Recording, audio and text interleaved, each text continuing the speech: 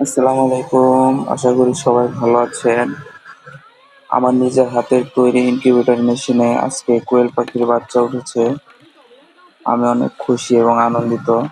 এর আগেও ১০০ পিস তুলেছিলাম, কিন্তু বাচ্চাগুলা ব্রুডিং করতে পারি নাই ঠিক মতো।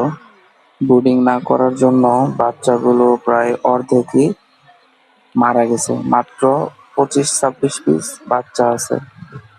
তো এবার আবার ১০০ পিস উঠেছে। আশা করি এবার সফলভাবে ব্রুডিং করতে পারবো। কোয়েল পাখির বাচ্চা অনেক ছোট ছোট, তো এই জন্য ব্রুডিং করাটা অনেক কষ্টের ব্যাপার।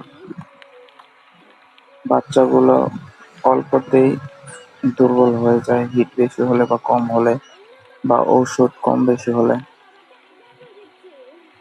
আমি চীনা হাঁসের বাচ্চা ইনকিউবেটর মেশিনে ফোটাই। ইনকিউবেটর মেশিনে কিভাবে চীনা হাঁসের বাচ্চা ফোটাই এই ব্যাপারেও অনেক ভিডিও দেব। এটাই আমার নতুন এবং প্রথম ভিডিও। ইনশাল্লাহ আস্তে আস্তে আপনারা চীনা হাঁসের বাচ্চা কিভাবে ফোটাতে হয় সব ভিডিও আমার এই চ্যানেলে পাবেন। সবাই আমার চ্যানেলটাকে সাপোর্ট করবেন, সাবস্ক্রাইব করবেন, লাইক করবেন, আর একটা করে কমেন্ট করে যাবেন। তাহলে আমি নতুন নতুন ভিডিও দেওয়ার জন্য আগ্রহী হব, বা আমার ভালো লাগবে। চীনা হাঁসের ডিম প্রায় ২ থেকে ৩০০ নষ্ট করার পরে আমি চীনা হাঁসের ডিম ফোটাতে সফল হয়েছি।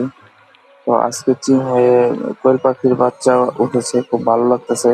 এর আগে ১০০ পিস উঠেছিল, ২৫-২৬ পিস টিকেছে।